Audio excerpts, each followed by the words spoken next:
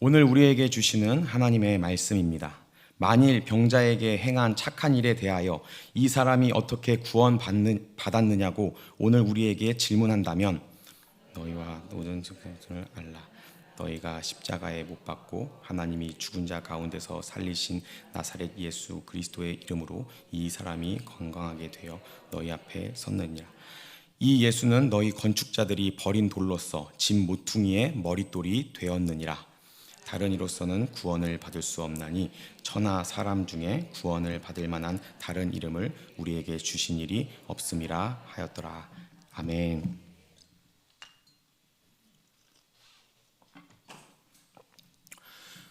설교에는 여러 가지 방법론적인 분류를 할 수가 있습니다.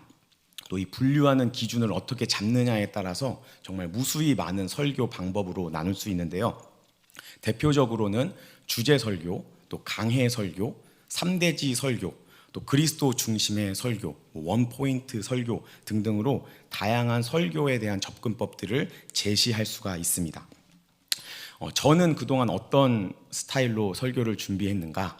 저는 본문 중심의 설교를 하려고 노력을 했습니다. 본문을 정하고 그 본문에서 하나님께서 말하고자 하는 바가 무엇인가 그것을 연구하고 묵상하여서 논리적인 구조와 본문의 흐름에 따라서 설교를 구성하고 그 설교를 하려고 노력하고 애썼습니다. 우리 담임 목사님은 어떤 설교를 자주 하시죠? 좋은 목자가 되려면 첫째는, 둘째는, 셋째는 이렇게 3대지 설교를 자주 하십니다. 우리 담임 목사님은 3대지 설교의 전문가라고 볼 수가 있습니다. 그리고 또 제가 한 명의 설교자를 소개해드리고 싶은데 제가 한번 흉내를 내볼 테니 어떤 목사님인지 한번 맞춰보시길 바랍니다. 여러분,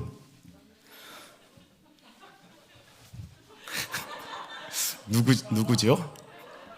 네, 우리 연병철 목사님이십니다. 연병철 목사님은 제가 분석하기로는 내러티브 강해 설교를 자주 하시는 것 같습니다.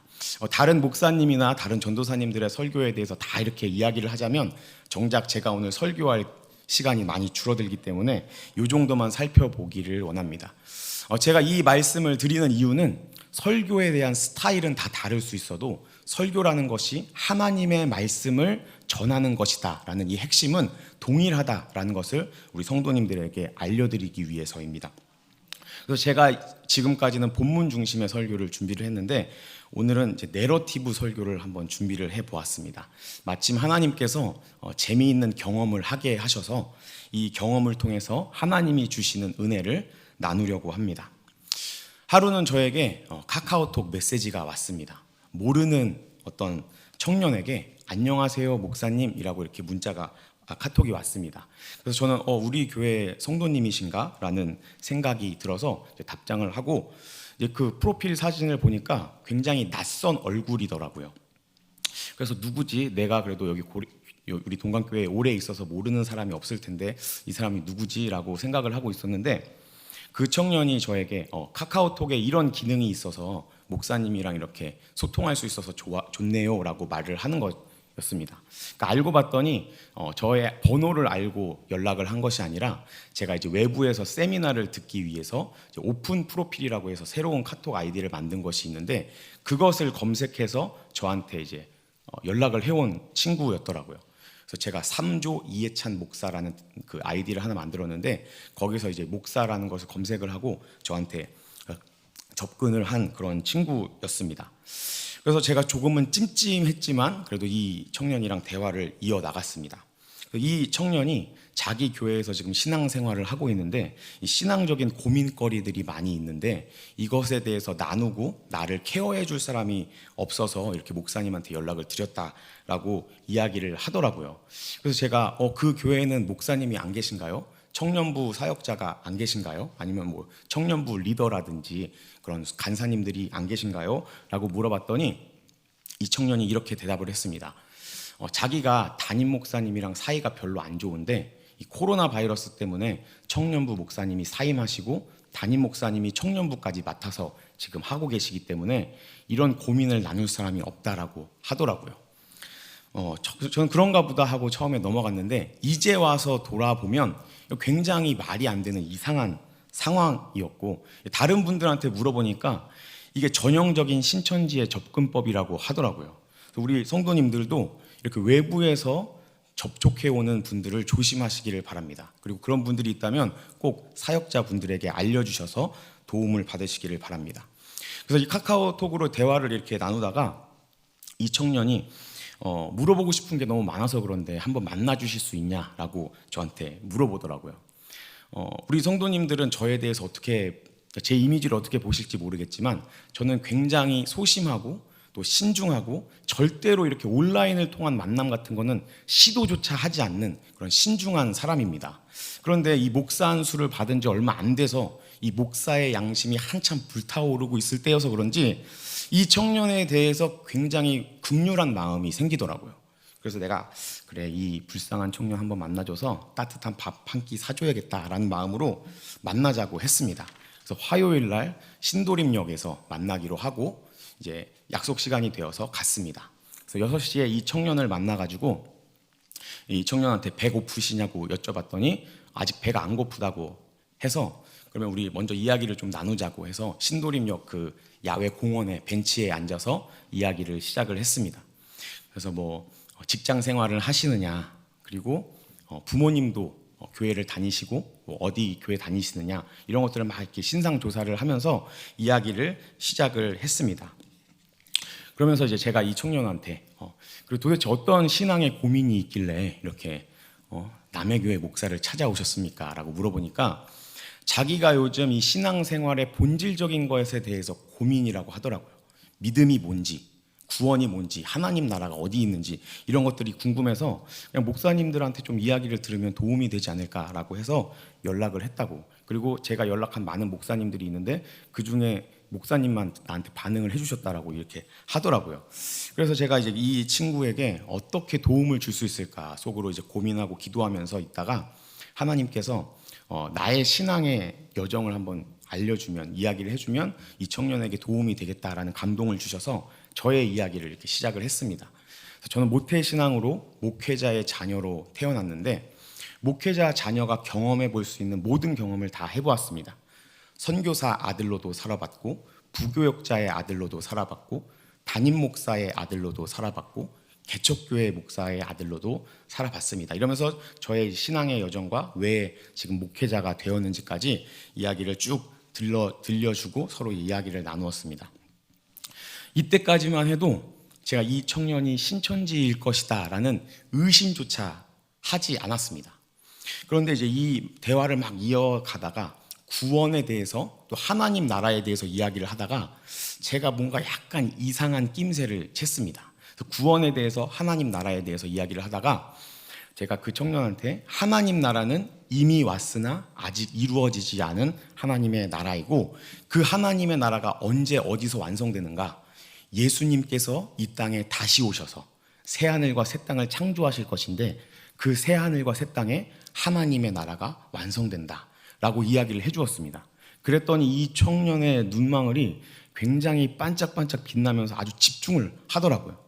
그러니까 알고 봤더니 이후에 이 청년이 말해주기를 신천 신지에 대해서 말해서 우리 쪽 사람인 줄 알았다고 하더라고요. 그래서 아무튼 그 당시에는 이렇게 이야기를 막 나누고 이 청년이 그 말에 너무 크게 반응을 하길래, 보통 평범한 신앙인이라면 그 정도의 반응이 나오지는 않거든요. 그래서 뭔가 이상하다라는 낌새를 제가 채고 한번 이 청년을 떠봤습니다. 그래서 이 하나님의 나라는 언제 이루어질지 모르기 때문에 이 나라를 살아서 보는 사람도 있을 것이고 그 전에 죽는 사람도 있을 것이다. 언제인지는 모르지만 내가 확실하고 분명하게 말할 수 있는 한 가지는 그 나라가 임할 때까지 이 땅에서 영생하면서 그 나라를 기다릴 수 있는 사람은 없다. 특히 이만희와 신천지 무리들이 주장하는 것처럼 그들의 영생의 나라는 이 땅 가운데 존재할 수가 없다라고 이야기를 했더니 그 청년의 얼굴이 순간 이렇게 확 변하면서 아주 실망을 한 표정이더라고요. 그래서 이렇게 한 시간 정도 이미 이야기를 나누었고 저는 이때 거의 한 90% 이 사람은 신천지다라는 확신이 들었습니다. 그런데 이제 이미 1시간 동안 이야기를 했고 또 밥을 이왕 사주기로 한 거 그래 밥까지는 사주자 하고 내색하지 않고 이제 밥을 사주었습니다. 밥을 먹고 그리고 이제 차를 마시면서 신도림역 그 벤치에 앉아서 또 이야기를 나누는데 이 청년이 제가 진심으로 이 청년을 대해주어서 마음이 열렸는지 고백을 하더라고요. 목사님 사실 저는 신천지입니다. 원래는 끝까지 말을 안 하려고 했는데 목사님이 아까 새하늘과 새 땅에 대해서 이야기하셔서 우리 쪽 사람인 줄 알고 되게 반가웠다. 기성교회에 이 목사의 신분으로 침투한 추수꾼이 있는지 자기는 몰랐다라고 하면서 굉장히 근데 이야기를 해보니까 아닌 것 같아서 너무 아쉽다라고 이야기를 하더라고요. 그러면서 이 청년이 본색을 드러냈습니다. 그 청년이 저한테 이렇게 말을 하더라고요. 목사님 입장에서는 내가 잃어버린 양인데 누가복음 15장에 보면 한 사람에게 100마리 양이 있는데 그 중에 한 마리를 잃어버리니까 99마리를 두고 그 한 마리를 찾으러 가지 않느냐. 그럼 목사님 입장에서 내가 잃어버린 양이니까 목사님이 나를 찾아와야 되는데 그러려면 신천지 교리를 직접 한번 공부해보고 뭐가 잘못됐는지를 이렇게 분석을 해갖고 나를 설득해갖고 나를 끌고 와야 되는 것이 아니냐라고 저한테 질문을 하더라고요. 우리 성도님들이 만일에 이런 질문을 들으셨다면 어떻게 대답을 하시겠습니까? 저는 이 청년의 질문에 세 가지 측면으로 반박을 했습니다. 형제님, 제가 그 형제님이 지금 방금 말한 것은 받아들일 수가 없습니다. 그래서 첫 번째로 형제님이 언급한 누가복음 15장 본문의 이야기를 좀 해보겠습니다. 이 누가복음 15장을 보면 100마리 양의 이야기가 나오고 그 다음에 10드라크마의 이야기가 나오고 그 다음에 두 아들의 이야기가 나옵니다. 숫자를 보면 어떻게 되지요? 100에서 10으로 10에서 2로 숫자가 점점 줄어들죠. 100분의 1, 10분의 1, 2분의 1로 점점 가치가 커지고 있다는 것을 볼 수가 있습니다. 예수님께서 이 비유로 말씀하신 것은 한 영혼의 가치가 얼마나 귀한가 그것에 대해서 설명하고 말씀하는 본문입니다. 그렇기 때문에 그러면 이 본문에서 잃어버린 한 마리 양은 중요하고 나머지 99마리의 양은 중요하지 않는가? 아닙니다. 하나님께는 그 모든 것이 다 귀합니다. 하나님께서 이 영혼의 귀함에 대해서 설명하는 본문이지 한 마리 양을 위해서 모든 것을 포기하라라는 그런 본문이 아니기 때문에 이 본문을 이런 식으로 가져다 쓰면 안 됩니다 라고 이야기를 했고, 두 번째로 저는 하나님께서 맡기신 양이 이미 있습니다. 그리고 그 양들을 돌보는데도 이미 내가 최선을 다해도 내가 너무나 부족하기 때문에 제가 그 양떼를 돌보면서 잃어버린 양까지 케어할 수가 없습니다. 그리고 이미 많은 전문가들이 신천지 교리가 무엇이 잘못됐는지 반박한 자료들이 많이 있고, 신천지에 있다가 탈퇴한 목사님들도 지속적으로 그런 사역들을 하고 계시고 이단 상담소들도 여러 군데 있기 때문에 정말 형제가 그렇게 관심이 있다면 그런 데를 찾아서 실제로 직접 공부해 볼 수 있기 때문에 그걸 내가 굳이 할 필요가 없다. 나는 그럴 능력도 안 되고 그렇게 할 마음도 없다. 그냥 그리고 막상 내가 그렇게 공부를 해서 반박을 한다고 해도 안 들으실 거잖아요. 이렇게 말을 했더니 이제 그렇다고 하더라고요.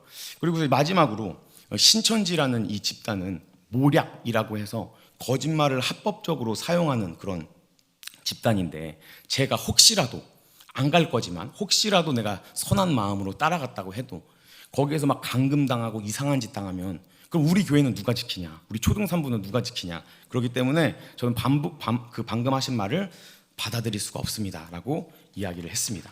그랬더니 이 청년이 신천지의 억울함에 대해서 이야기를 하더라고요.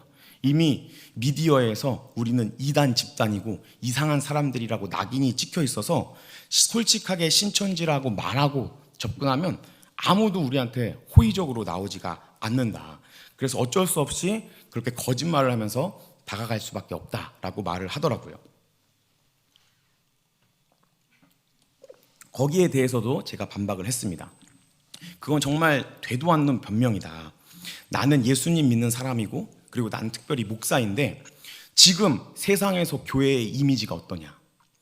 샘물교회 아프간 피납 사태 이후로 크고 작은 교회의 문제들이 터지고 이 코로나 바이러스를 겪으면서 교회의 이미지는 엉망진창이 되어버렸다.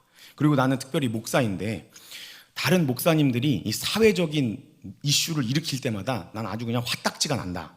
그런데 그렇다고 해서 우리가 전도할 때 우리가 기독교인인 것을 숨기지 않는다. 교회에서 왔다는 것을 숨기고 접근하지 않는다. 우리는 예수님을 숨기지 않는다. 그리고 이 로마서 12장 21절에 보면 사도 바울이 분명히 말씀하신다. 악에게 지지 말고 선으로 악을 이겨라. 그렇기 때문에 그거는 절대로 변명이 될 수 없어요 라고 아주 매섭게 쏴붙였습니다.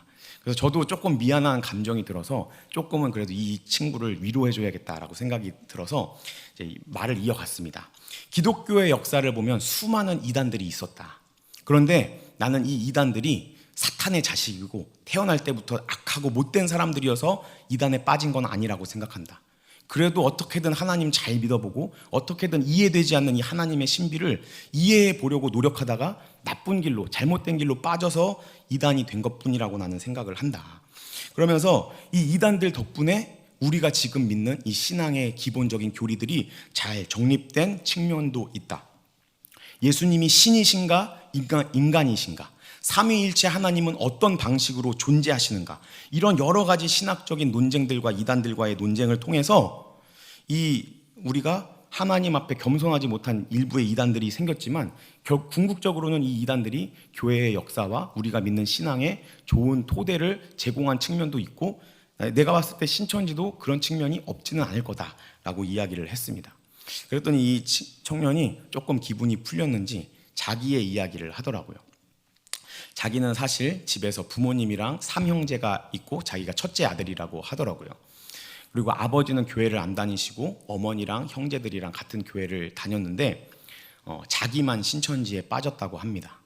그래서 신천지에서 기본적인 교육을 이수하고 한참 뜨겁게 신천지를 믿고 있을 때 엄마가 가방에서 그 교재를 발견을 했고 엄마한테 사실대로 자기가 신천지에 빠졌다라고 이야기를 했는데 바로 다음 날 엄마가 교회에서 목사님들을 데리고 와가지고 자기를 이단 상담소에 감금시켰다. 그래서 자기는 지금도 사실 엄마한테 굉장히 상처가 크다. 어떻게 자기 자식을 그렇게 상의도 없이 그럴 수가 있는가. 그리고 알고 봤더니 이 이단 상담소의 하루 비용이 50만 원이던데 내가 거기에 열흘 동안 갇혀 있었는데 그럼 엄마가 나 때문에 500만 원 헛돈을 그냥 쓴 거 아니냐. 엄마랑 지금은 화해는 했지만 아직까지 엄마한테 좀 서운하다라고 이야기를 하더라고요. 그러면서 나는 신앙생활을 하면서 천국에 너무너무 가고 싶었는데 지금까지 교회에서 있으면서 아무도 천국에 대해서 확실하고 분명하게 알려주지 않았다. 그런데 신천지에 갔더니 이 천국에 대해서 너무나도 분명하고 확실하게 말해주어서 자기는 신천지를 믿게 되었다. 자기가 신천지에게 빠졌다라고 이야기를 하더라고요. 이 말을 듣고 정말 마음이 좀 짠했습니다. 그래서 이 청년을 그래도 바른 길로 인도해 줘야겠다라는 마음에서 천국에 대해서 이야기를 해주었습니다. 형제님, 제가 아까도 말했지만 이 천국은 죽어서 가는 하늘나라만 의미하는 게 아니다. 예수님이 다시 오셔서 이 땅에 회복시킬 하나님이 다스리는 나라가 하나님 나라다. 그런데 지금 이만희가 주장하고 있는 이만희가 왕노릇하는 곳은 절대로 하나님 나라가 될 수가 없다. 지금 그 이만희가 주장하는 신천 신지 왕국은 지금 세계에서 돌아가고 있는 강대국들의 모습과 뭐가 다르냐. 기득권만 바뀌었을 뿐이지 똑같이 소시민들을 착취하고 억압하면서 소수의 그 리더들이 호의호식하는 그런 나라 아니냐. 그런 곳은 절대로 하나님 나라가 될 수 없다. 하나님 나라는 하나님이 사랑으로 다스리는 나라이고 더 이상 아픔도 고통도 슬픔도 없는 완전한 나라이기 때문에 그런 나라 안에서 어떻게 누구는 왕노릇하고 누구는 거기서 착취당하면서 살 수가 있겠는가. 그렇기 때문에 그것은 절대로 하나님 나라가 될 수 없다. 지금 이만희와 신천지 무리들이 주장하고 있는 그 나라는 헬라 제국이라든지 로마 제국이라든지 페르시아라든지 바벨론이라든지 이런 세상 나라의 질서와 별반 다르지 않는 나라이다. 내가 아까 이단에 대해서도 이야기를 했었는데 우리나라 이단 중에 문선명이 만든 통일교라는 이단을 아세요? 라고 물어봤더니 안다고 하더라고요. 그래서 통일교에서 뭘 주장하는지 아세요? 물어봤더니 모른다고 하더라고요. 저는 이단들끼리는 서로 자기네들 교리를 다 공유하는 줄 알았는데 아닌 것 같았습니다. 그래서 우리 성도님들은 혹시 통일교에서 무엇을 주장하는지 아시나요? 통일교에서 주장하는 것은 예수님이 이 땅에 오셔서 모든 것을 다 이루셨는데 한 가지 못 이루신 게 있대요. 그것이 뭐냐면 가정을 이루는 것입니다. 그래서 하나님께서 문선명을 이 땅에 보내셔서 예수님이 완성하지 못한 그 가정을 이루는 과업을 완수하게 하셨고, 그래서 통일교에서 가끔 뉴스에 보면 1년에 한 번씩 그 통일교 회관에서 합동 결혼식을 하잖아요. 그 합동 결혼식에 수백 명이 모르는 상태로 와갖고 결혼하는데, 그들은 가정이라는 사업을 완성한 그 문선명이 짝지어주는 가정이 탄생함으로 그들의 구원이 이루어진다라고 믿기 때문에 그 합동 결혼식이 통일교에게는 굉장한 큰 의미를 갖고 있는 행사가 됩니다. 기독교의 역사 속에서 이단들과의 싸움에서 교회가 궁극적으로 얻게 된 결론은 뭐냐면 예수님만으로 충분하다라는 것입니다. 예수님이 인간이신가 신인가, 우리가 유대교의 전통을 끊어내야 되는가 이어가야 하는가, 헬라 철학을 받아들여야 되는가 말아야 되는가, 이런 여러 가지 신학적인 논쟁들 속에서 교회가 내린 결론은 구원은 참 하나님이시면서 동시에 참 인간이신 예수 그리스도 한 분만으로 충분하다라는 사실이다. 그 어떤 것도 더하거나 뺄 필요가 없다. 구원에 있어서 중요한 개념 중에 하나가 칭의인데, 이 칭의가 어떻게 이루어지는지 아느냐? 이 예수님을 믿기 전이나 후나 우리는 똑같다. 부패하고 타락하고 스스로 구원을 이루거나 선을 행할 어떠한 능력도 없다. 하지만 예수님을 믿는 믿음으로 하나님이 우리를 보는 눈이 달라진다. 그 믿음도 내가 믿어야지라고 하면서 하는 내 의지적인 믿음이 아니라 하나님이 값없이 주시는 믿음인데, 이 믿음으로 말미암아 여전히 우리는 예수님 믿기 전이나 후나 똑같이 연약하고 악한 인간이지만 하나님은 예수 그리스도를 통해서 우리를 보신다. 예수님이 이 땅에서 죽기까지 하나님의 뜻에 순종하신 그 하나님의 의를 우리에게 주셔서 우리도 의롭다고 여겨주시는 것이 바로 칭의이다. 예수님 때문에 하나님께서 우리를 의롭다 여겨주셔서 하나님의 자녀 삼아주시고 하늘나라의 시민이자 백성 삼아주시는 것인데, 여기에 이만희가 낄 자리가 어디 있으며 문선명이 낄 자리가 어디 있느냐라고 이야기를 했습니다. 그러면서 믿음에 대해서도 정리를 해 주었습니다. 예수님을 믿는 믿음이라는 것은 단순히 죽어서 천국 가는 것을 의미하지 않는다. 천국 가는 보험 들어놓는 것처럼 하는 것이 믿음이 아니다. 예수님을 나의 주인으로 삼는 것이 믿음이다. 그리고 우리는 여전히 이 헌 하늘과 헌 땅을 살아가지만 아직 우리 눈에 보이지 않는 그 새 하늘과 새 땅을 소망하면서 살아가는 것이 믿음이다. 내 눈에는 보이지 않고 나에게 주어진 상황과 환경은 변하지 않지만 하나님께서 끝끝내 그 나라로 반드시 우리를 인도하실 것을 믿으며 살아가는 것이 믿음이다. 그렇기 때문에 그 믿음이 있는 사람은 나에게 어떠한 상황과 어떠한 고난과 어려움이 오더라도 실망하거나 낙담하지 않고 모든 것을 좋게 여기고 감사하면서 살아간다라고 이야기를 해주었습니다. 그랬더니 이 청년이 이제 고개를 끄덕끄덕하면서 되게 심각하게 막 고민을 하는 모습을 보이더라고요. 그래서 속으로 되게 기뻤습니다. 이렇게 잃어버린 양 한 마리를 찾는구나. 목사로서의 첫 실적을 오늘 올리는구나 라고 굉장히 좋아하고 있었습니다. 그런데 이 청년이 막 이렇게 고민을 하다가 이 청년의 입에서 나온 말이 아주 저의 그 환상을 깨버렸습니다. 이 청년이, 근데 이만희는 약속의 목자로 신약의 언약을 성취하는 자이고 성경은 비밀로 되어 있기 때문에 이만희가 아니면 풀 수 없고 특별히 요한계시록이 그렇다라고 이야기를 하더라고요. 그래서 제가 이 말을 듣고 오늘 실적이 날아갔구나라고 굉장히 가슴이 안 좋았습니다. 그래서 제가 이 청년에게 그 말을 이렇게 반박을 해주었습니다. 디모데후서 3장 16절 17절을 보면 모든 성경은 하나님의 감동으로 된 것으로 교훈과 책망과 바르게 함과 의로 교육하기에 유익하고 하나님의 사람으로 온전하게 한다라고 하는데, 중요한 말씀이니까 우리 한번 같이 읽어볼까요? 시작. 모든 성경은 하나님의 감동으로 된 것으로 교훈과 의로 교육하기에 유익하니 이는 하나님의 사람으로 온전하게 하여 모든 선한 일을 행할 능력을 갖추게 하려 함이라. 아멘. 네, 사도 바울이 이 디모데 후서를 썼을 때 성경이 무엇인지 아냐고 물어봤더니 모른다고 하더라고요.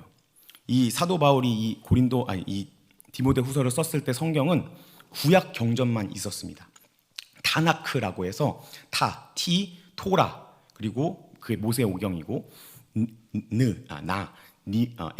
느비임이라고 하는 예언서, 그리고 케투빔이라고 하는 우리가 지금 갖고 있는 구약 성경만 이런 경전의 형태로 존재를 했습니다. 그러면 이 사도 바울이 말하는 모든 성경은 구약 성경만 의미하는 것인가? 아니다. 우리가 갖고 있는 이 66권의 지금의 성경, 지금 쓰여지고 있고 앞으로 쓰여질 모든 성경을 다 포함하는 말이다. 그리고 지금 사도 바울이 뭐라고 말하고 있냐면, 이 성경이 교훈과 책망과 바르게 함과 의로 교육하기에 유익하고 하나님의 사람으로 온전하게 한다라고 말씀을 하고 있는데, 이만희가 아니면 성경의 예언을 풀 수 없다면 지금 이 하나님의 말씀이 아무 쓸모가 없는 거 아니냐. 하나님은 분명히 지금 모든 성경은 하나님의 사람으로 온전케 하는 능력이 있다고 말씀하시는데, 이만희가 아니면 그걸 풀 수 없다면 이 하나님 말씀이 잘못된 거 아니냐. 그리고 너희 신천지에서 이만희를 보혜사라고 하는데, 보혜사가 어떤 역할을 하는지 예수님께서 요한복음에서 이렇게 말씀해 주셨다. 요한복음에 보면 제가 읽어드리겠습니다. 내가 아버지께로부터 너희에게 보낼 보혜사, 곧 아버지께로부터 나오시는 진리의 성령이 오실 때에 그가 나를 증언할 것이요. 아멘. 나를 증언한다. 예수님에 대해서 증언하고 예수님을 알게 하는 것이 보혜사 성령님의 역할인데, 지금 신천지에서 이만희 아저씨가 증언하는 것이 예수 그리스도냐 아니면 그의 영생의 왕국이냐 생각을 해봐야 된다. 그리고 신천지 교리도 계속 바뀌고 있지 않느냐. 원래 14만 4천 명이 채워지면 과천의 신천 신지가 이루어진다고 했는데, 얼마 전에 몇 년 전에 보니까 10만 명 수료했다고 거창하게 수료직 하던데, 그 기세였으면 벌써 14만 4천 명 채워졌지 않느냐 물어봤더니 채워졌다고 하더라고요. 그리고 그 청년이 자기도 자기 밑에 1,000명을 관리하는 천부장이라고 하더라고요. 그래서 굉장히 놀랐습니다. 그래서 봐라, 지금 14만 4천 명 모으면 된다고 하다가 14만 4천 명 채워지니까 14만 4천 등 안에 들어야 된다고 하면서 헌금 경쟁시키고 전도 경쟁시키고 있지 않느냐. 이게 무슨 하나님 나라냐라고 막 따졌습니다. 그랬더니 이 청년이 이제 완전히 포기를 하더라고요. 그래서 제가 마지막으로 정말 사랑의 마음을 담아서 한마디를 해주었습니다. 하나님께서 우리 형제님을 사랑하시기 때문에 눈을 열어주시고 깨닫게 해주시기를 간절히 원하는데, 본인이 신천지에 있으면서 봐라, 예수님만으로 충분한데 신천지는 지금 예수님만으로 충분한 사람들처럼 살고 있느냐? 신천지에서 말하는 것이 예수님만으로 충분하다라는 것이냐? 오늘 본문 12절 말씀 같이 한번 읽어보겠습니다. 시작. 다른 이로서는 구원을 받을 수 없나니 저나 사람 중에 구원을 받을 만한 다른 이름을 우리에게 주신 일이 없음이라 하였더라. 아멘. 구원 받을 만한 다른 이름은 없다. 오직 예수님밖에 없다. 신천지가 지금 그렇게 돌아가고 있느냐? 아니라면 빨리 나와야 된다 하고 권면을 하고 헤어졌습니다. 제가 무슨 용기가 나가지고 이 온라인으로 통한 만남이나 이런 거 절대로 하지 않는 사람인데, 이렇게 낯선 사람과 만남을 가지고 또 이 청년이 자기 밑에 1,000명을 관리한다 그러니까 살짝 겁나더라고요. 이 중에 1,000명 중에 10명만 데리고 왔어도 난 정말 험한 꼴을 당했겠구나 라는 그런 무서운 마음이 들어가지고, 이 청년이랑 헤어질 때 그 청년이 지하철역 밑에 지하철 타러 내려가는 것까지 보고 안심을 하고 이제 돌아갔습니다. 그래서 돌아가면서도 혹시라도 누가 미행하는지 이렇게 뒤를 보면서 이렇게 교회로 걸어왔습니다. 이렇게 신천지와 4시간을 같이 보냈고, 이 만남 이후에도 이 청년은 포기하지 않고 저한테 목사님 성경에 대해서 알고 싶은 게 있어요. 또 만나주실 수 있나요? 이렇게 말을 하더라고요. 그래서 제가 정중하게 죄송하지만 더 이상 만날 이유는 없습니다.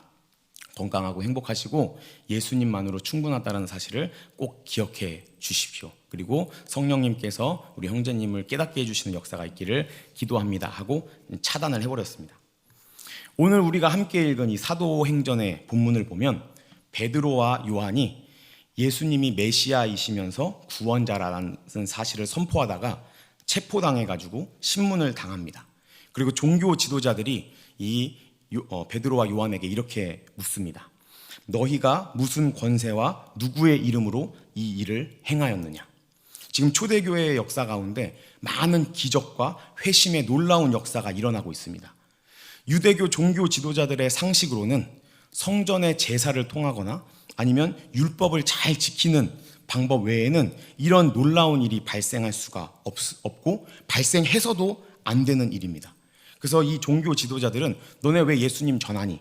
너네 왜 이상한 사상을 전하니? 이렇게 묻지 않고 무슨 권세와 누구의 이름으로 이 일을 행하냐고 묻습니다. 왜냐하면 이 종교 지도자들의 상식으로는 이런 이적과 놀라운 일은 하나님의 능력이거나 귀신의 능력일 수밖에 없는데, 지금 이들은 성전에서의 제사나 율법 준수가 아닌 다른 방법으로 이렇게 기적을 행하고 있기 때문에 이건 분명히 귀신의 능력이다라고 잠정적으로 결론을 내린 상태에서 예수님의 제자들을 붙잡아서 신문하고 있는 것입니다.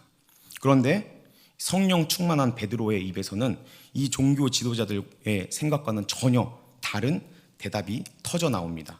우리 사도행전 4장 10절 말씀 같이 읽어보겠습니다. 시작. 너희와 모든 이스라엘 백성들은 알라. 너희가 십자가에 못 박고 하나님이 죽은 자 가운데서 살리신 나사렛 예수 그리스도의 이름으로 이 사람이 건강하게 되어 너희 앞에 섰느니라. 아멘. 초대교회의 역사에 나타난 놀라운 기적과 회심의 사건들은 하나님 나라의 도래를 보여주는 상징적인 증거들이었습니다. 하나님 나라가 왔다라는 것을 증언하는 일들이었습니다. 그래서 유대 종교 지도자들은 당황했습니다. 왜냐하면 이 사람들도 메시아를 통해서 하나님의 나라가 온다라는 사실은 알고 있었지만 그들은 메시아를 발견하지 못했기 때문입니다. 성령 충만한 베드로는 그 메시아가 너희가 버린 예수 그리스도시며 예수 그리스도 외에는 다른 구원은 없다고 담대하게 선포하고 있습니다. 오늘 본문 11절 12절 말씀을 같이 한번 읽어보겠습니다. 시작. 중에 머릿돌이 되었느니라. 다른 이로서는 구원을 받을 수 없나니 천하 사람 중에 구원을 받을 만한 다른 이름을 우리에게 주신 일이 없음이라 하였더라. 아멘. 제가 이 신천지와의 사건을 겪으면서 또 오늘 본문의 말씀을 묵상하면서 하나님이 저에게 이렇게 말씀하시는 것 같았습니다. 예찬아, 너가 신천지를 만나가지고 아주 멋있게 예수님만으로 충분한데 신천지가 그렇게 돌아가고 있냐고 이렇게 물어보던데, 그렇게 묻는 너한테는 예수님만으로 충분하니? 너의 인생에 아직 내가 해결해 주지 않은 많은 문제들이 있고 너의 인생 가운데 네가 그것 때문에 고민하고 씨름하고 있는 많은 문제들이 있는데 그럼에도 너는 예수님만으로 충분하다라고 고백하고 있니? 라고 예수님이, 하나님께서 물으시는 것 같았습니다. 굉장히 부끄러웠습니다. 그래서 이렇게 회개의 기도를 했습니다.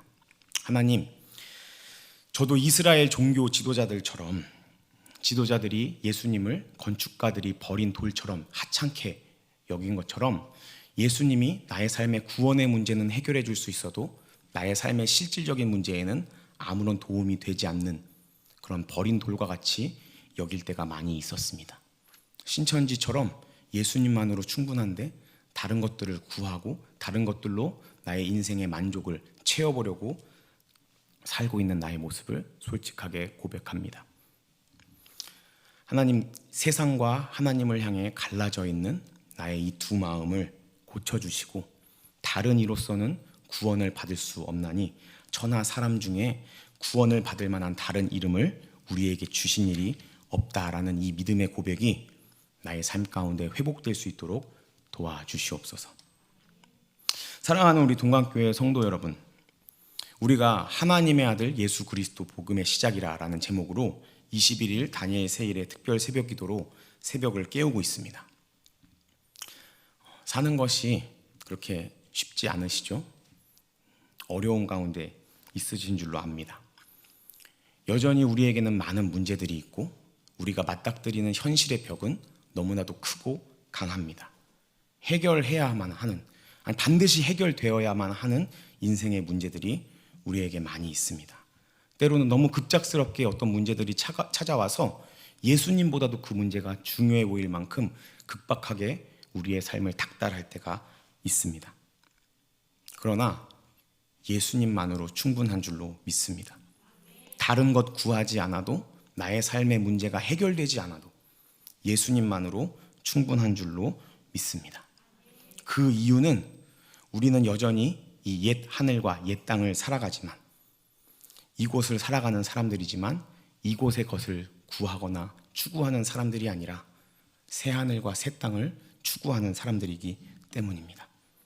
그리고 그 하나님께서 우리를 반드시 그 아름다운 영원한 하나님 나라, 새 하늘과 새 땅으로 우리를 인도하실 것을 믿으며 살아가기 때문입니다. 이 21일의 기간 동안 우리의 기도와 간구가 순결한 주님의 신부의 간구와 기도가 되기를 소망합니다. 신랑 되신 예수님만을 간절히 사모하며 예수 그리스도만 구하며 나아가는 이 21일의 여정이 되기를 축복합니다. 특별히 이제 내일 수학 능력 시험이 있어서 많은 전국의 고3 학생들이 시험을 봅니다. 바라고 소원하기는 이 시험 가운데서도 우리 교회와 또 많은 이 땅에 믿는 고3 학생들이 예수 그리스도로 충분하다라는 이 마음의 안정을 가지고 자기 실력을 충분히 발휘할 수 있기를 소망합니다. 우리 성도님들도 우리 교회 수험생들을 위해서 한번 이름을 불러주시면서 기도해 주시기를 바랍니다.